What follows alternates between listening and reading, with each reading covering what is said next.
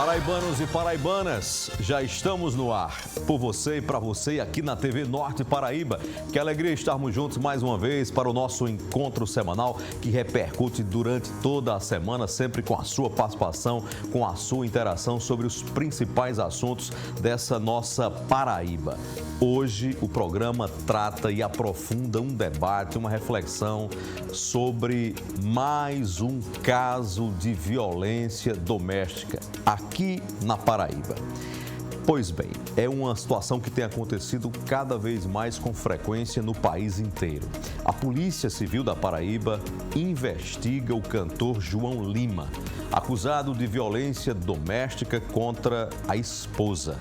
Vídeos que circulam nas redes sociais mostram cenas de agressões e levaram a vítima, a médica Rafaela Brilhante, procurar a Delegacia Especializada de Atendimento à Mulher em João Pessoa e registrar um boletim de ocorrência, isso no fim de semana. Mas além da denúncia, Rafaela solicitou à Justiça também medidas protetivas de urgência contra o artista, que teve a prisão decretada e já está detido no presídio do Roger depois de ter comparecido à delegacia de polícia e também ter se submetido a uma audiência de custódia. Esse caso reacende uma discussão que tem sido sempre muito prioritária na sociedade brasileira, entre as autoridades e entre as pessoas que não suportam mais a reincidência, a repetição desse tipo de crime. A violência contra a mulher e a necessidade da denúncia e também da proteção. No programa de hoje, aqui na Hora H, nós vamos debater esse tema com a secretária estadual da Mulher da Paraíba, Lídia Moura, conversar também com o psicólogo Manuel Francisco e com a ouvidora da mulher da Ordem dos Advogados do Brasil aqui na Paraíba, Renata Quintães. Quais são os impactos dessa violência? Quais são as consequências? Onde ela começa? Quais são os sinais mais sutis?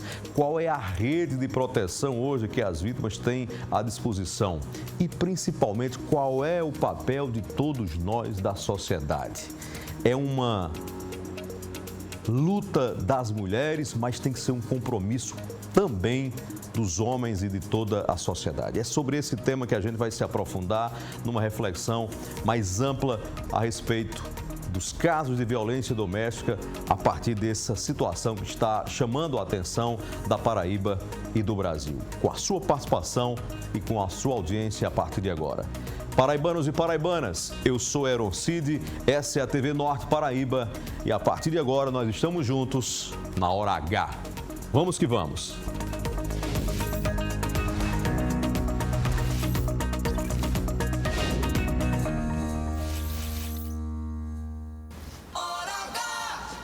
Paraibanos e paraibanas, a partir de agora você pode interagir nos nossos canais de comunicação sobre esse tema, de onde quer que você esteja na sua tela. Além de você acompanhar o programa no Canal 10 em João Pessoa, canal aberto, Rede TV na Paraíba, em João Pessoa, o Canal 10, a TV Norte Paraíba. Campina Grande, você está acompanhando também o programa pelo Canal 7 na Rainha da Borborema e pode também acompanhar em tempo real no YouTube da TV Norte Paraíba, está na sua tela também para você, além de participar, mandar sua mensagem, mandar sua interação e compartilhar com quem você quiser. Aqui comigo já os nossos convidados, secretária Lídia Moura das Mulheres. Antes de qualquer pergunta, primeiro, muito obrigado pela sua disponibilidade de sempre estar discutindo esse tema, chamando a atenção, reacendendo esse debate e pilotar uma política pública de combate a esse tipo de violência e garantir uma rede de proteção na Paraíba. Eu imagino que isso dá muito trabalho, é um grande desafio. Obrigado por ter vindo. Nós que agradecemos a oportunidade de fazer esse debate necessário ainda, um enfrentamento que se faz necessário. Doutora Renata Quintães, advogada e ouvidora da mulher na OAB Paraíba, muito obrigado por ter vindo conversar conosco aqui. Obrigada, Heron, pelo convite. E como a secretária disse, é sempre uma satisfação essa oportunidade de trazermos mais e mais esclarecimentos sobre esse tema tão importante. Doutor Manuel Francisco, psicólogo, muito obrigado por ter vindo participar desse diálogo, dessa reflexão. Muito obrigado, Heron, pelo convite. Deixa eu já abraçar, né, todos os nossos telespectadores do Sistema Norte. Por incrível que pareça, né, na verdade, uma realidade muito dura. E não é a primeira vez que a gente está aqui falando sobre essa temática, né? E a gente hoje pode refletir sobre o quanto perpassa perspectivas culturais, né? Secretária Lídia Moura, a senhora tem acompanhado, a senhora está secretária desde 2019, está chegando ao 8º ano. Então, testemunhou e acompanhou de perto casos, cada um com sua característica, com a sua particularidade. Esse caso em específico que a gente está tratando, que a imprensa está acompanhando, a partir dessa denúncia envolvendo um artista conhecido e uma médica, ele traz para esse catálogo lamentável de ocorrências, que particularidades que a senhora considera importantes citar e refletir? Veja, a cada 2 minutos nós temos uma mulher vítima de violência em nosso país. Se você considerar os abusos, isso cai até para 30 segundos. O que esse caso traz de emblemático? Primeiro, são 2 jovens, né, que era de se esperar que houvesse um processo, pelo menos no início do casamento, diverso do que se apresenta. Também me chama a atenção o fato de que ela começa a sofrer as agressões físicas, porque eu acredito que antes deve ter havido pelo menos um processo de abuso nessa relação, mas físico no 5º dia após o casamento. E outra coisa que me chama a atenção também é o fato de que parte dessas agressões aconteceram dentro da casa dos pais dela. Você imagina, você recebe... Em tese, num ambiente mais seguro para ela, né? Mais seguro, e que você acolhe uma pessoa como um novo membro da família e tem essa resposta. Então, isso tudo é para refletirmos a que ponto chegamos, em que ponto que está. Dizer também que a violência, ela atinge todas as classes sociais. Quando alguém pode criticar hoje, ser assim, mas nós não estamos sendo muito duros com esse artista, bom, aqueles que têm um privilégio na sociedade devem ter uma responsabilidade maior um pouquinho. Então, muito pelo contrário, eu acho que esse caso emblemático é um caso que tem toda uma simbologia e que merece da sociedade uma resposta igualmente à altura e emblemática também. Uma resposta do sistema de justiça, sobretudo. Eu acho que nesse momento é a bola da vez e quem tem que ter uma maior responsabilidade, e até aqui tem dado respostas, é o sistema de justiça, porque nós temos uma rede sólida na Paraíba, as mulheres têm como buscar ajuda, mas perceba que essa mulher e esse agressor, eles estão dentro de um parâmetro da sociedade que acessa informações, que acessa serviços, que tem recursos financeiros e que, portanto, não estão dentro do grupo de vulnerabilidade em que normalmente as pessoas acham que essa violência se dá de maneira mais forte. Então, é só dizer que essa violência está em todas as classes sociais e esse é um exemplo concreto. Doutora Renata Martins, aliás, Quintães, perdão, da Ouvidoria da Mulher da OAB Paraíba. A secretária Lídia fala aí de todas as classes sociais.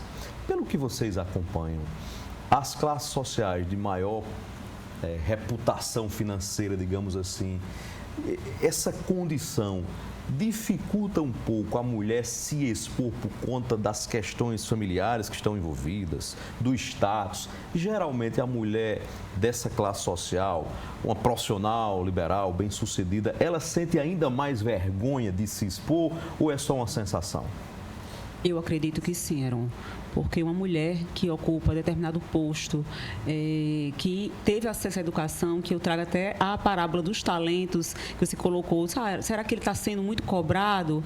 E Lídia trouxe uma coisa fantástica, que, como a parábola dos talentos diz, que há muito for dado, muito será cobrado. Então, são pessoas que têm acesso à educação, são pessoas que têm uma educação, digamos, voltada para as mulheres, para ter uma independência, para ocupar espaços, para exercer uma profissão, como no caso era uma médica, uma comunicadora.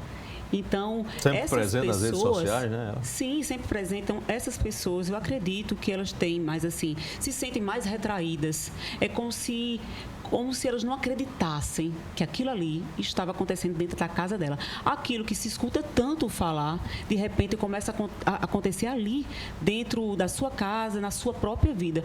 E a Rafaela expôs isso. Ela disse assim, eu fiquei pensando assim, meu Deus, será que está acontecendo isso mesmo comigo? Então, geralmente, eu acredito sim que essas pessoas, elas se sentem mais retraídas realmente de dar andamento, de também desconstruir a família. Tem a questão também muito forte das tradições também religiosas, da fé. Então, eu acredito sim, Heron. Doutor Manuel Francisco, psicólogo, a Rafaela Brilhante e o cantor João Lima estavam casados há pouco tempo, né? E foi um casamento assim com muito glamour, né? Como um sonho encantado e tal. De repente, ela se depara com uma outra pessoa diferente, né? Agressiva, possessiva, com controle. Do ponto de vista dos sinais emocionais, eu recebi muitas mensagens de algumas mulheres dizendo, mas ele não dava sinais. Será que o namoro não é o suficiente para perceber o comportamento? É o suficiente para perceber alguns sinais? Ou realmente personalidades com essas características conseguem, durante um tempo, mascarar as suas emoções mais instintivas? É aquela coisa, né? Hoje as pessoas falam muito sobre esconder emoções e comportamentos. Eu sou muito bem franco. Isso é muito pouco provável de existir. Sabe qual que é a realidade, não? Às vezes nós somos cegos simplesmente por não querermos enxergar.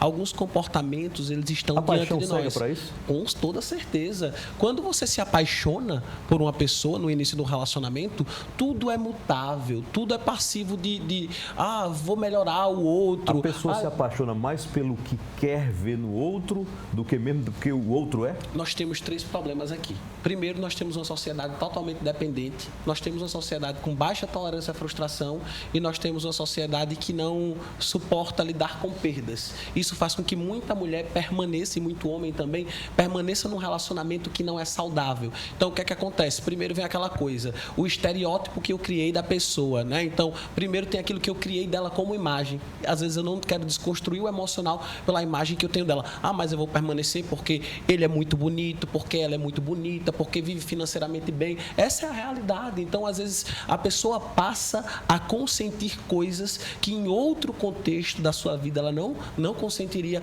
Mas é o meu casamento. Aí depois chegam os filhos. Mas é os meus filhos vão crescer sem pai, meus filhos vão crescer sem mãe. Aí depois é aquela outra realidade, mas a perspectiva religiosa. Sabe o que é que acontece? Eu estou aqui com as 2 doutoras e com você que inclusive experimenta a sociedade. A mesma sociedade que está aqui às vezes instigando a gente crescer na luta contra a mulher é a mesma sociedade que está criticando a mulher porque ela saiu de um casamento.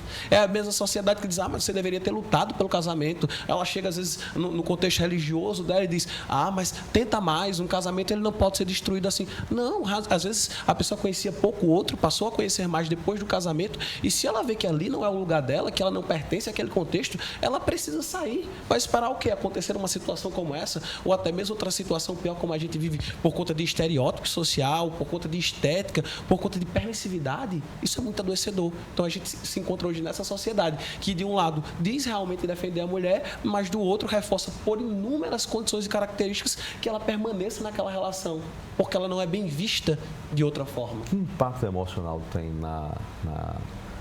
na estrutura de uma mulher como a Rafaela, por exemplo, ir para um sonho de um casamento e acordar num pesadelo, num filme de terror? Toda mulher, me corrijam se eu estiver errado, toda mulher idealiza um casamento. Toda pessoa idealiza um casamento perfeito.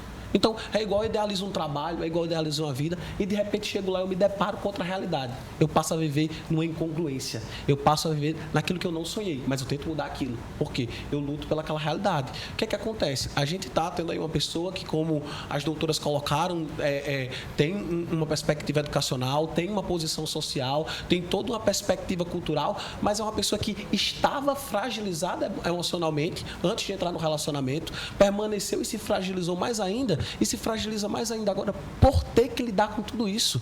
Ela vai lidar com toda uma questão social agora, né? Mas por que a pergunta que surge, por que você não denunciou antes? Por que você não fez? Ela não fez isso porque ela não tinha condição. Ela não fez isso porque ela acreditava que de alguma forma aquilo pudesse dar certo. Essa pergunta geralmente é uma desconfiança? É uma desconfiança e é culpabilizando também a vítima. Se você faz a pergunta por que ela não denunciou, eu estou dizendo que a responsabilidade é dela. E a responsabilidade, em nenhuma hipótese, é dela. Eu queria só comentar que tem muitas mulheres que não idealizam mais essa história do casamento, não. Tem muitas mulheres que nem querem casar, tem muitas mulheres que não querem a maternidade, está tudo bem. Quem idealiza mais, no meu entender, é a sociedade, que cobra de nós, inclusive, quando a gente chega a uma certa idade jovem, muitas mulheres na faixa de 20 e poucos, 30 anos. Que não casou ainda. Porque não casou, como é que pode, o que é isso, o que está acontecendo? Os filhos, né? O tempo está acabando. Cadê, onde é que estão os filhos? Muitas mulheres não querem a maternidade. Quem quer está muito bem, quem não quer está muito bem também. O que eu quero dizer é que tem uma sociedade que retroalimenta essa cultura machista, tanto para cobrar das mulheres papéis que não necessariamente são delas, quanto para cobrar dela também que ela, vítima da violência, saia do ciclo da violência. Como é que eu saio do ciclo da violência sozinho? Ele é adoecedor, como você mesmo diz, tem vários aspectos que a mulher também fica esperando, achando que pode corrigir aquele processo, que ela pode dar jeito naquele processo, mesmo porque, do ponto de vista da pesquisa, cientificamente mesmo, existe o que nós chamamos aí, esse ciclo da violência, qual seja, ela sofre uma agressão, o sujeito se desculpa, se torna o melhor cara do mundo por um período e realmente fica bom, fica até melhor do que nos tempos de namoro, fica excelente, promete que jamais se repetirá, vem o que nós chamamos de fase de lua de mel e ela acredita que ali vai ficar bom, vem uma nova agressão, um novo pedido de perdão e aí ela começa num processo adoecedor mesmo, quer dizer assim, o que eu fiz de errado, que ele ficou tão bom e voltou a me agredir. Perceba que esse ciclo ele vai ficando assim e ele se retroalimenta por uma sociedade que cobra da mulher e não do agressor. Essa cultura machista, de uma violência machista, que, aliás, nós temos que parar de chamar de violência doméstica familiar. O que eu tenho de familiar com um ex-marido, por exemplo, ou com um ex-namorado, ele não é nada. Não é? Então, a violência é a violência machista, que pode acontecer no contexto familiar, no contexto doméstico, mas muitas vezes está bem distante, mas a gente ainda insiste nessa tese de que ali é um ambiente que, se é familiar, vamos dar jeito aqui nós, entre nós, já que é um assunto interno. E não é. Isso é uma violação dos direitos humanos, precisamos de uma resposta enquanto sociedade.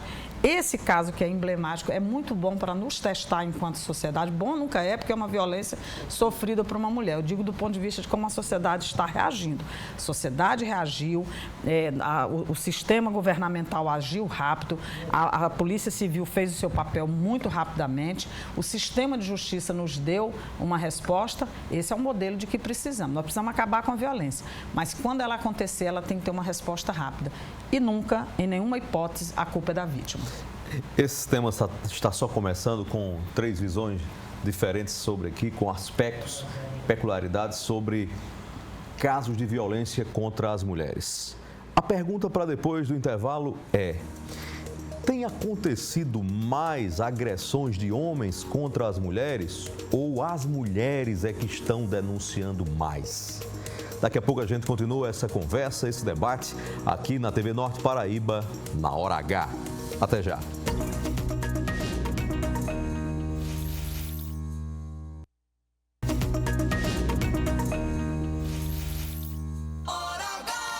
Paraibanos e paraibanas, estamos de volta aqui na TV Norte Paraíba, na Hora H. Em debate, no centro dessa discussão aqui, com 3 convidados, o mais recente caso de violência contra as mulheres. De um lado, um cantor conhecido, do outro, uma esposa, uma médica. Nós estamos recebendo aqui a secretária das Mulheres da Paraíba, Lídia Moura, a advogada, a doutora Renata Quintães, ouvidora da mulher da OAB Paraíba, e o psicólogo doutor Manuel Francisco, que fala conosco aqui. Eu fui para o intervalo perguntando: os homens estão agredindo mais as mulheres ou as mulheres estão encontrando mais coragem e estrutura, proteção para denunciar mais? Começando pela doutora Renata. Eu sempre digo que esse problema ele tem tantas camadas que nós nunca temos uma verdade absoluta nas mãos. A gente está no intervalo, a gente até conversou aqui, né? A secretária acredita que sim.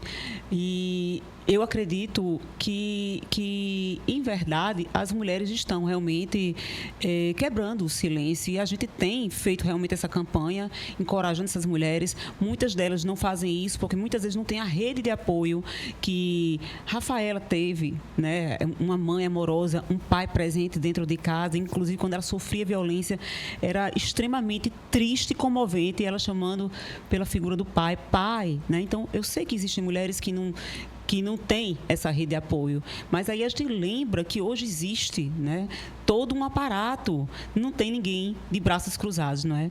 Talvez não seja ainda o suficiente, porque realmente os números são alarmantes, mas podem ter certeza que todo mundo, as instituições, o Estado, a secretária está aqui para falar, como não tem ninguém de braços cruzados, e cada vez mais a gente vem ampliando.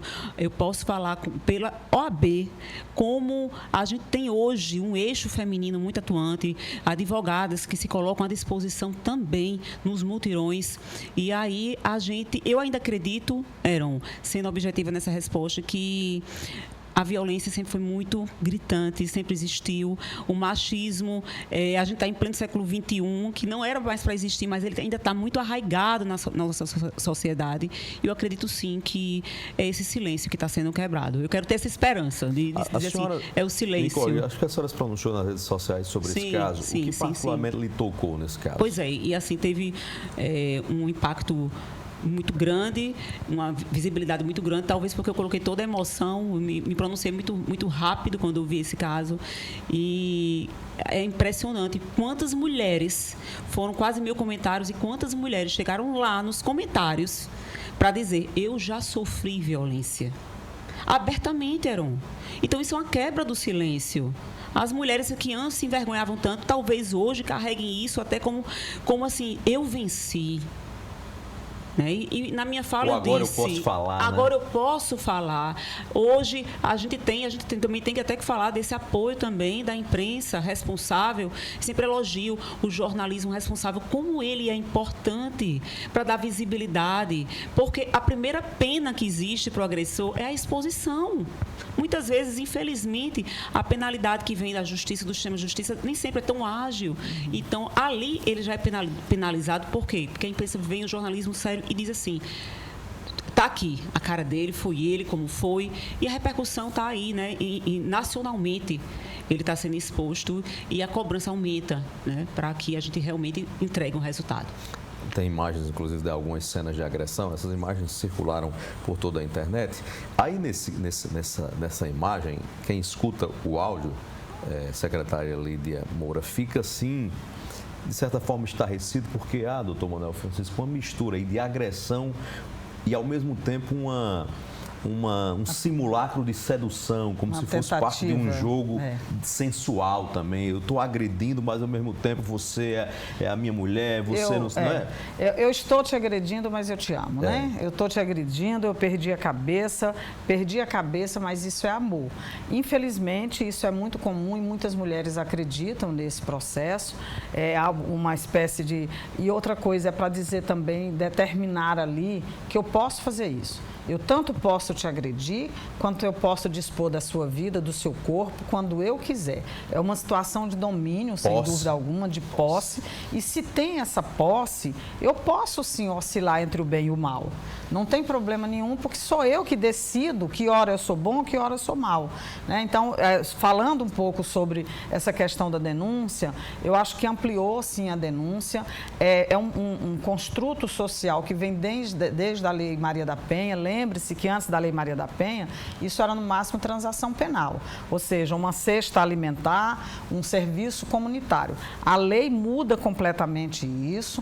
Essa é uma lei que ela é muito importante, considerada uma das 3 leis mais importantes do mundo, a Lei 11.340, que é a Lei Maria da Penha, justamente porque ela não é só uma lei punitivista, ela muda para o olhar também, traz um olhar de gênero para o sistema de justiça ao dizer, olha, está aqui é crime, está aqui a pena para isso, mas há deveres da União, dos estados e dos municípios. A partir dessa lei é que se cria os centros de referência, a casa-abrigo, a própria medida protetiva, as varas de enfrentamento à violência doméstica, né? Então, tem todo um arcabouço nessa lei para dizer a sociedade é parte disso e há obrigações. O que nós precisamos agora? Nós temos, assim, pergunta se aumentou a violência, e a violência tem outro aspecto aqui. Ela está muito mais cruel.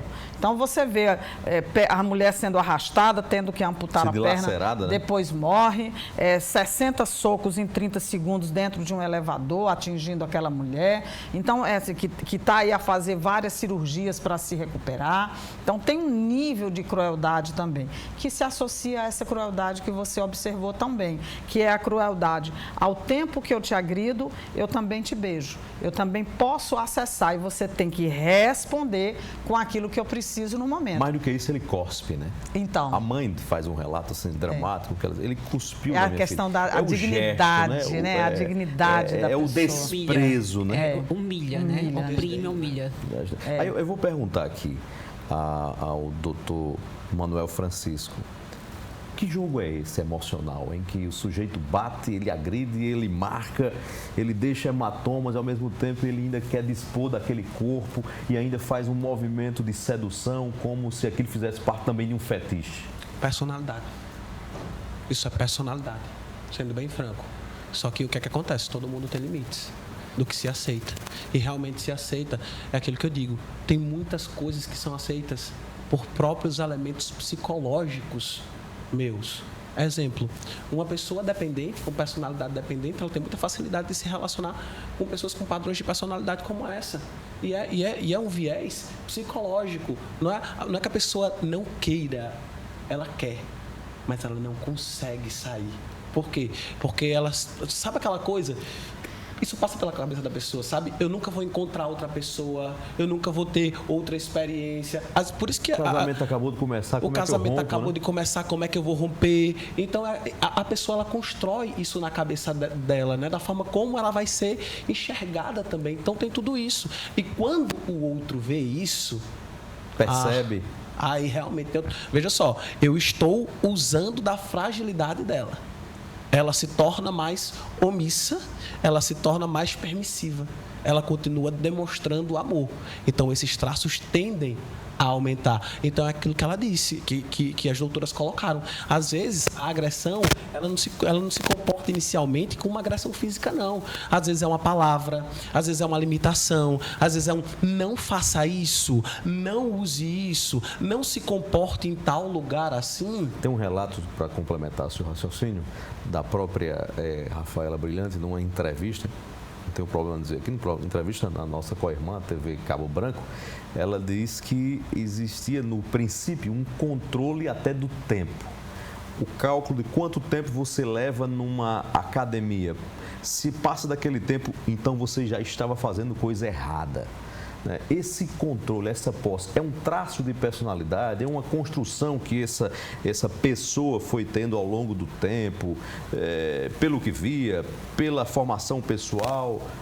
Como é que diagnostica isso? Existem múltiplos padrões de personalidade, né? Então a gente consegue ver alguns traços até de maquiavelismo nas pessoas. Então veja só, a partir do contexto que eu me desenvolvo, eu vou desenvolver alguns padrões. Então eu sempre lembro as pessoas, né? Eu trago essa fala, eu sou um profissional da patologia, então eu costumo muito falar, gente, prestem atenção, existem coisas que são normais e existem coisas que não são normais. O controle excessivo, ele não é normal. Por quê? Porque eu posso atrasar numa academia por múltiplos fatores. A partir do momento que uma pessoa conjectura que eu estou atrasando, porque eu estou traindo, e além de levantar essa possibilidade, ainda faz algum tipo de apontamento, né? Isso não é só desconfortável, mas o que é que acontece? Às vezes a gente está julgando, por que ela aceita isso? Por que o outro? Às vezes o outro sente a necessidade de provar que ele não está errado, é um padrão da personalidade dele também. E o que é que acontece? A gente que está externo, a gente está julgando isso sem entender o que é que acontece no psicológico daquelas duas pessoas que estão envolvidas, entende? Então, às vezes, o outro sente a necessidade de provar, nossa, mas eu estava na academia, eu consigo te mostrar isso. E é aí que começa. Por quê? Porque essa figura aqui sempre vai ter essa atitude. E essa daqui vai se tornar cada vez mais. Mas por que isso? Mas sabe o que acontece depois de um tempo? Esse sujeito aqui, ele perde o interesse de ir para a academia, ele perde o interesse de sair vai com os murchando, amigos. deixando de existir. O maior né? traço do agressor, às vezes, é ele mostrar que ele está do teu lado. Tu sabias, por exemplo, eu tô aqui, olha, as duas doutoras aqui são amigas. Olha, tu tem certeza que realmente ela é tua amiga? Não sei o quê. Às vezes eu sou o anjinho que tá ali, ó. A vítima. Exatamente, eu sou ali o anjinho. Olha, mas é porque ela te olha desse jeito. Repetidos, não é, doutor? Esses são padrões, né? E esses padrões a gente acaba observando. Por exemplo, é aquele parceiro que critica toda a tua amiga. Poxa, não tem ninguém. Vamos lá, às vezes tu tem uma amizade de 8 anos, tu tem uma amizade de 7 anos, tu tem uma amizade de muito tempo, mas, tipo, todas aquelas pessoas, elas têm algum traço ruim para aquela pessoa que tu tá. Ninguém presta, né? Ninguém presta. Até familiares, né, também. Um link aqui. Um caminho, um percurso como esse, relatado pela Rafaela Brilhante, comentado aqui pelo Dr. Manuel Francisco. Qual é a escala? Onde ia parar isso? Pelo histórico que você acompanha, secretária. Eu estou muito grata pela vida da Rafaela, grata ao sagrado, porque nós poderíamos estar, nesse momento, comentando um crime de feminicídio. O CNJ tem um instrumento que ele chama violentômetro, em que ele vai dizendo da base aqui, com todas as aspas, se é que eu posso dizer que uma violência é mais ou menos grave, são violências todas. Então, aquela violência que no princípio é um xingamento, é um desrespeito, é um empurrão, isso vai num crescente, chega na violência física mais brutal e pode chegar num feminicídio. Essa vítima, ela relata que até no momento em que ela estava preparando um alimento, o sujeito chega do nada e a agride fisicamente. Ali naquele processo de agressão, se ela, por exemplo, reage, às vezes o sujeito reage mais e pode até cometer um feminicídio. Nós não temos esse alcance. Isso pode acontecer. O que nós sabemos é que o feminicídio, ele não é direto ao feminicídio. Ele há um processo que vai num crescente que pode chegar a um feminicídio. Então, nós poderíamos, nesse momento aqui, estar falando de um feminicídio. Estamos falando de uma mulher agredida e isso é muito importante a gente trazer, que todos os aspectos psicológicos que possamos analisar para dizer de que modo aquela violência acontece, mas antes disso tem que chamar a atenção de toda a sociedade, do sistema de justiça, é que há um crime. No ordenamento jurídico brasileiro tem a previsão para essas violências, ela é crime e não há explicação possível que possa justificar, né? É uma violação dos direitos humanos das mulheres. O que a senhora está falando aqui é que nós precisamos cada vez mais desromantizar Desromantizar. Coisas. Porque às vezes é interpretado como um descontrole, não é. É uma falha pontual, um momento de loucura. E vou além, vou dizer mais a vocês. Até mesmo o caso da bebida alcoólica, que é muito reivindicada pelas pessoas, não vi, do uso de entorpecentes. Tem uma justificativa dele, tem um áudio dele que ele diz, eu simplesmente não lembro disso. Não lembro. Então, até isso, porque isso tudo pode potencializar a forma dessa agressão. Mas por que que eu, ao beber, ao ficar alcoolizada, eu vou ficar mais alegre, cantando e dizendo poesia, e o sujeito vai agredir alguém? Já pensou? E só agride a mulher. Só agride a mulher, só tem coragem, com todas as aspas, contra ela. É um covarde no resto todo, porque quem agride mulher é criminoso e é também covarde. Então, nós precisamos desromantizar essas explicações, elas são importantes para traçar o perfil da forma como essa mulher está sendo violentada, de quais são as dificuldades dela.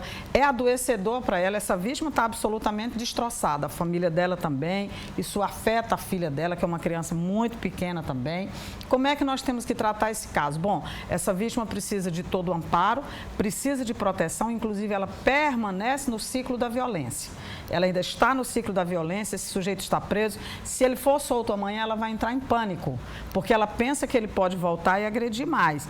Por isso, ela precisa da medida protetiva, precisa de serviços agregados a isso. Nós estamos ofertando... É um crime continuado, né? É um crime continuado. Nós estamos ofertando para ela o Programa Integrado Patrulha Maria da Penha, que vai monitorar o cumprimento da medida protetiva que ela vai ter contra ele. E é um crime continuado. Você veja, uma decisão judicial, em geral, o agressor vai se afastar. O juiz determinou, a juíza determinou que ele tem de se manter afastado. Em geral, isso acontece. Mas há uma parcela de agressores que fica ainda mais violento, que diz, você conseguiu uma medida protetiva, mas agora eu vou te matar mesmo. Então, é muito importante que ela compreenda que ela está num ciclo de violência, que ela precisa ter essa proteção, ela tem um amparo familiar muito bom, isso é ótimo. Nós estamos disponibilizando, sempre vai depender da autonomia dela, é uma decisão dela se quer ou não esse serviço, mas ela precisa compreender que o agressor é um ciclo isso e que ainda vão ter desdobramento. Eu espero que ela esteja protegida, que ele não consiga mais acessá-la, mas a gente pode fazer aqui uma série de diálogos para a gente explicar as características desse processo. Agora, não podemos perder de vista que é um crime e que nós temos que responder enquanto sociedade sem a menor tolerabilidade para esses casos. O sujeito tem o direito humano da ampla defesa, tem o direito humano, né, de buscar como é que ele vai sair dessa situação, mas há uma penalidade prevista em lei que ele tem de estar submetido a essa penalidade, até mesmo, e isso é pedagógico, para que as gerações compreendam, todos nós, todos aqueles que estão nesse momento com a ousadia de agredir, inclusive dentro da casa da mãe dessa pessoa, então todos esses têm que aprender que há uma consequência jurídica, há uma consequência de uma penalização e que a sociedade não vai esperar virar um feminicídio para tomar uma providência. É disso que se trata.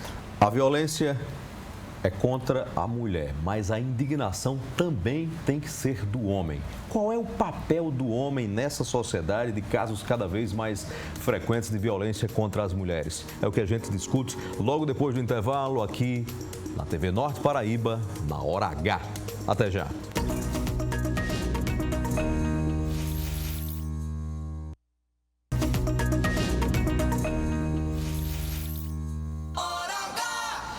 Paraibanos e paraibanas, de volta aqui na TV Norte Paraíba, na Hora H. Caso João Lima, violência contra a esposa, a médica Rafaela Brilhante, e a violência contra as mulheres na Paraíba e no Brasil. É o tema que a gente está discutindo aqui com 3 convidados. Dr. Manuel Francisco, psicólogo, a secretária das Mulheres do Governo da Paraíba, Lídia Moura, e a advogada Renata Quintães, ouvidora da mulher da OAB Paraíba. Qual é o papel do homem nesse combate, nessa luta? Porque muitas vezes o homem até se revolta, se indigna, mas não sabe às vezes nem como tratar essa questão, né?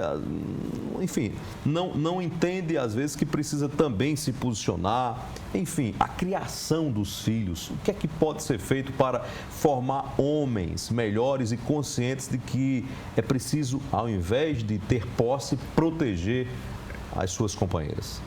Heron, eu ouvi muito nesse momento, pais, você precisa primeiro ensinar aos seus filhos, homens, a sentir a dor do outro. Porque eu, como mulher, eu sinto a dor da outra mulher. Eu nunca sofri violência. Venho também de uma família em que meu pai tinha um respeito enorme por minha mãe, inclusive, em todos os aspectos, inclusive profissional. Mas a gente tem que viver, passar por essa vida com empatia, sentindo a dor do outro. E quando a gente olha para esse cenário e convida o homem a participar, é porque ele vai usufruir também de um Estado democrático verdadeiro e não de um pseudo-Estado democrático. Porque não existe democracia quando a mulher sofre violência todos os dias, quando 4 mulheres por dia são assassinadas.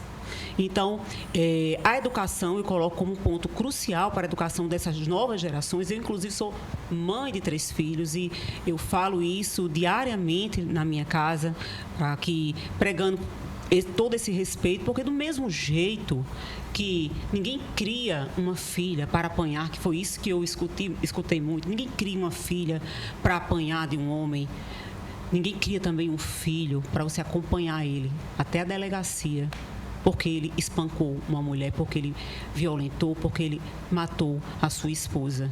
É muito triste também para os pais. Então, a gente tem que o quê? Educar desde hoje as mulheres para que elas o quê? Sejam mulheres independentes, que elas tenham amor próprio, né? Que criem esse amor próprio a ponto de não se submeter, de saber se defender, se proteger, mas também de criar homens que respeitem as suas esposas, que as tratem com igualdade de gênero, porque somos iguais, só somos diferentes na força, e é por isso que apenas um murro é capaz de matar uma mulher. Por isso que a gente diz assim que o feminicídio é o final da violência, é o ápice da violência, mas a violência começa com o quê?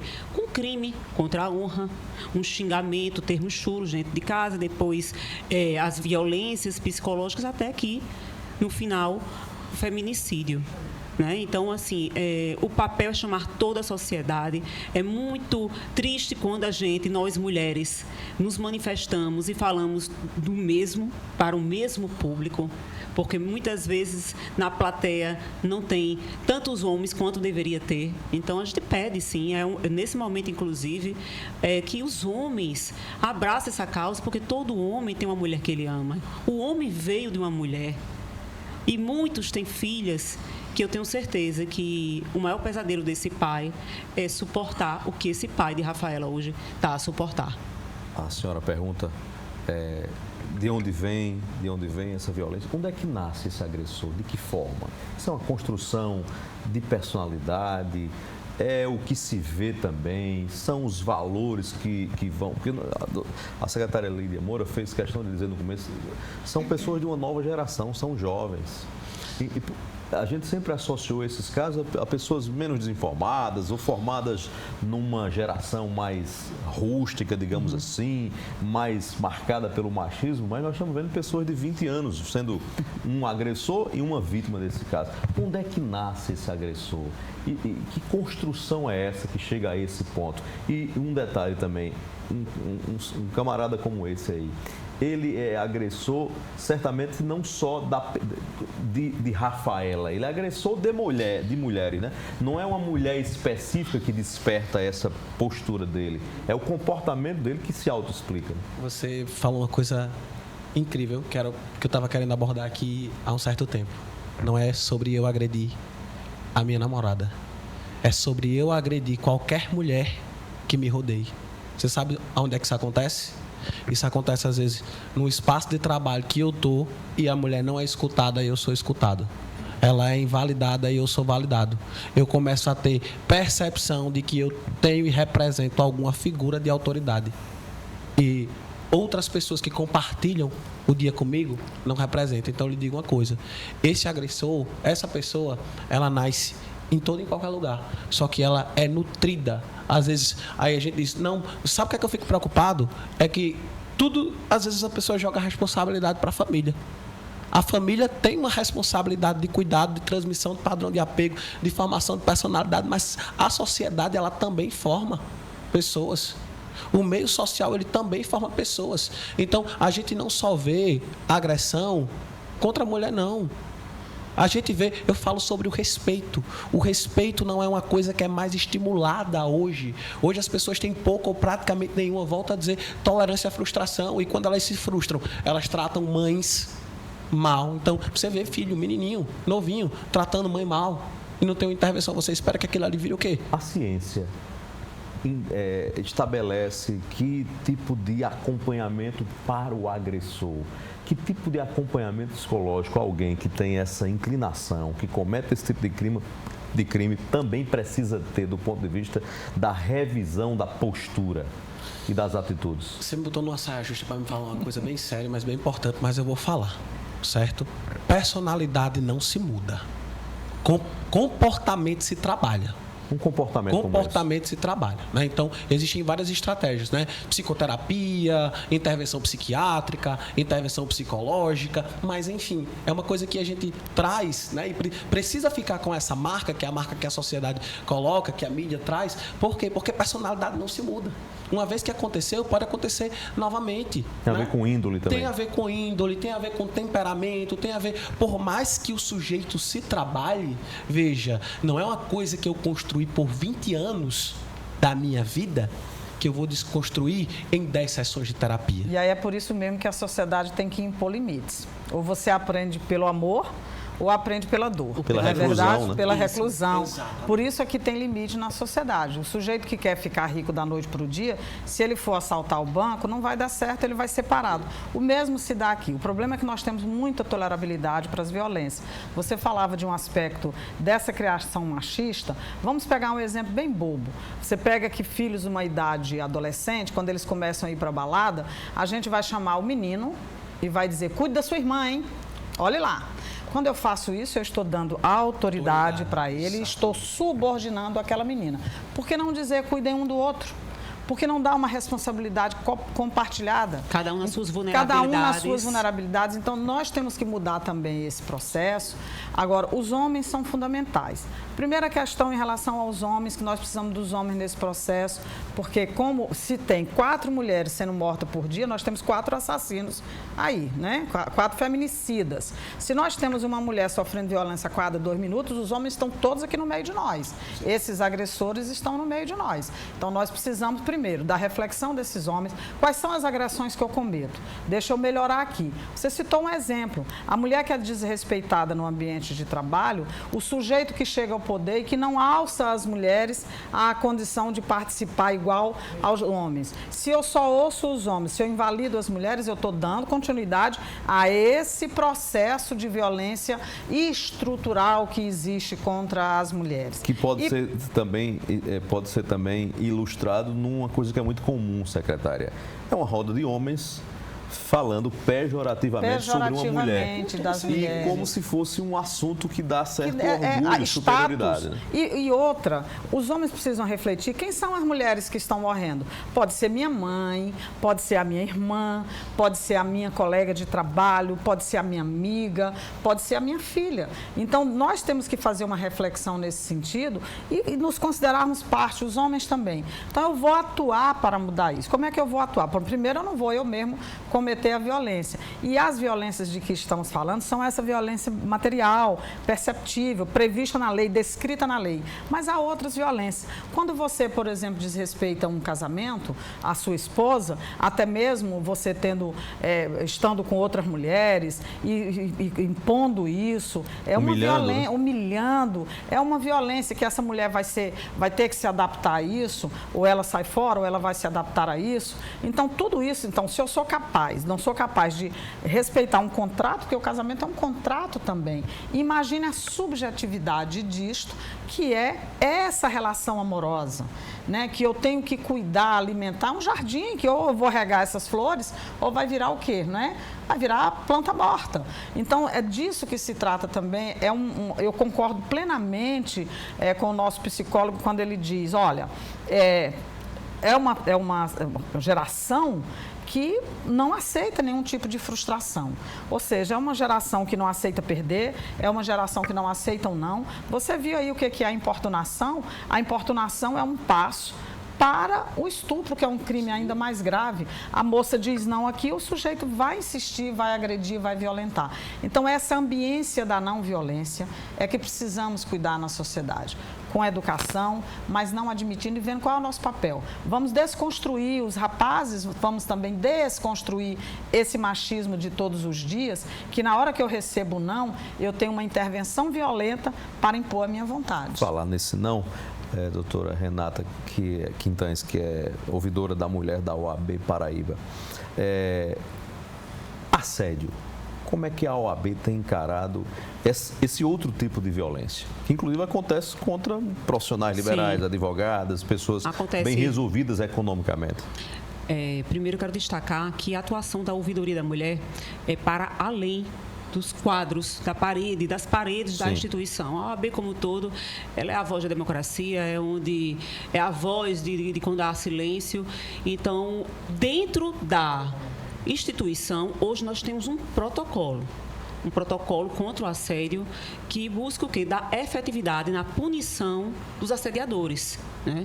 Esse protocolo foi aprovado ano passado. Como dito aqui, a gente tem um eixo muito atuante, então foi produzido pelas próprias advogadas e que tem todo um ritual para que, ao fim, o assediador seja penalizado. Secretária Lídia Moura, eu preciso fazer esse registro aqui porque considero importante e justo. esse caso específico que nós estamos tratando aqui, em relação ao cantor João Lima, particularmente para a sua secretaria, não é um caso simples.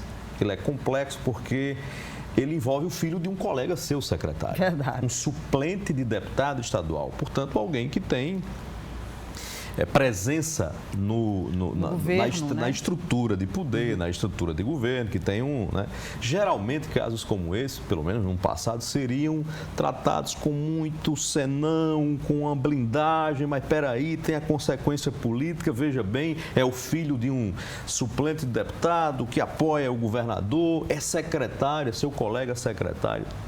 E a senhora, desde o primeiro instante, teve uma postura absolutamente contundente em relação ao caso e à denúncia de agressão. Como tem sido particularmente para a senhora lidar com esses casos que, vez por outra, são forrados, digamos assim, da presença do poder que poderia, de alguma forma, intimidar ou minimizar a atuação da secretaria? Então, esse é um caso de repercussão, mas casos de alta patente agredindo mulheres, nós já tivemos outros. Aqueles não tiveram uma repercussão na mídia como esse teve, em função de que a vítima fez a escolha de fazer essa denúncia e também se utilizar dos canais de comunicação para denunciar, o que é legítimo, não quero aqui desmerecer a atitude, está correto. No nosso caso, especialmente, eu nunca recebi um telefonema do governador João Azevedo para minimizar qualquer caso. Nós tivemos, inclusive, casos emblemáticos que eu tive que dialogar com o governador para dizer ato seguinte como as coisas iam ser, mas todos os nossos fluxos, eles se dão da maneira que esse caso deu. A polícia fazendo o seu papel, encaminhando para a justiça, que é quem define se o sujeito fica preso ou não.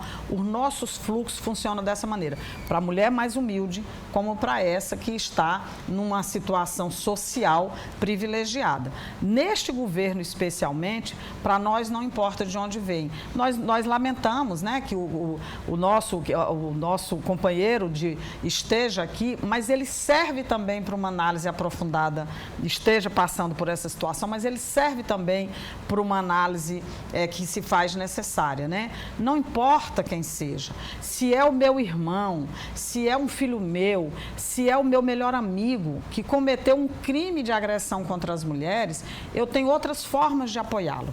Não há forma de querer que o sistema pare, que não funcione, que se coloque para debaixo do tapete. Aqui no governo da Paraíba, ninguém, em nenhum momento, primeiro que ninguém ousaria me fazer uma proposta indecorosa dessa. E depois que o governador é muito parceiro dessa política.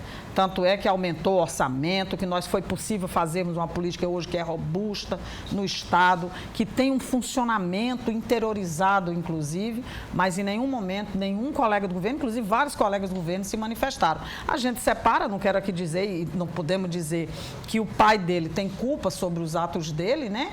Talvez pudesse o psicólogo fazer uma análise que eu não tenho condição de fazer e nós teríamos que olhar o caso em concreto para ver se há algum vínculo, alguma relação nesse sentido, mas culpa ele não tem. O sistema de justiça, inclusive, não alcança os parentes, né, diante do ato individual daquela pessoa. A culpa é do autor do ato. Do autor do ato. Agora, em relação ao governo, nós mantivemos o mesmo fluxo que é mantido para todas as mulheres que precisam do governo, desse sistema, dessa rede de proteção, foi mantido o mesmo fluxo que é mantido para qualquer pessoa que venha a precisar dos nossos serviços. Nós temos imagens da prisão do cantor João Lima, ele chegando ao presídio do Roger, na capital paraibana, para a justiça cumprindo o decreto de prisão. Isso foi logo depois de uma audiência de custódia, em que ele foi deslocado exatamente para ficar detido conforme decisão judicial, depois de ter passado por depoimento na Polícia Civil, audiência de custódia, e já está no presídio do Roger, na capital da Paraíba. São imagens da TV Norte Paraíba, que a gente mostra esse momento da chegada do cantor João Lima. Teve a prisão decretada por agressões à esposa, a médica Rafaela Brilhante, que levou essa denúncia à polícia e a polícia agiu nesse caso. Doutor Manuel Francisco, psicólogo, De frente àquela câmara, o que o senhor diria agora ao pai e à mãe, no sentido de que o que é que pode ser feito, o que é que pode ser dito na formação de crianças que mais tarde serão adolescentes e posteriormente serão adultos em relação a esse tema? Se permitam a aprender a educar. É tudo que eu digo. Hoje, cada pessoa acha que o seu modelo é o melhor modelo. O seu modelo é o mais eficaz. Quantas pessoas eu não já orientei, eu não já pontuei, E essa educação, ela é transferida. Eu viajo essa Paraíba do litoral ao sertão. Sabe com quem é que eu mais vejo essa educação transferida? Com as professoras que estão lá na escola. Às vezes é pai e mãe que não tem mais disponibilidade de tempo, não tem mais atividade de participação no dia a dia e no cotidiano do seu filho, que está transferindo essa responsabilidade para a rede de ensino e de educação, tensionando essas professoras. Não façam isso. Ou seja, não dá para terceirizar. Não dá para terceirizar. Pais, voltem a criar seus filhos. Se não sabe, eu não sou pai hoje. Eu vou ter muitos desafios no dia que eu for, mas eu preciso estar disposto a aprender, a lidar com os desafios, porque não é fácil. Não é fácil eu pegar um telefone celular e negar para o meu filho quando ele está pedindo, mas ele precisa aprender o valor de uma negativa. Eu vou trazer uma coisa que é uma experiência pessoal, mas é muito rápida. A coisa mais linda que talvez os meus pais tenham me ensinado ao longo do meu processo de desenvolvimento humano foi que para me receber, eu tenho que ofertar. Hoje, muitas crianças e adolescentes não aprendem mais isso. E é aí que começa a base de muitos problemas. Dr. Manuel Francisco, psicólogo, muito obrigado. Infelizmente, nosso tempo acabou. Secretária Lídia Moura, muito obrigado pela presença aqui. Doutora Renata Quintães, da Ouvidoria da Mulher da OAB Paraíba, muito obrigado. E obrigado especialmente a você que acompanhou a gente agora aqui na TV Norte Paraíba. A gente se encontra na próxima segunda-feira, 8h30 da noite.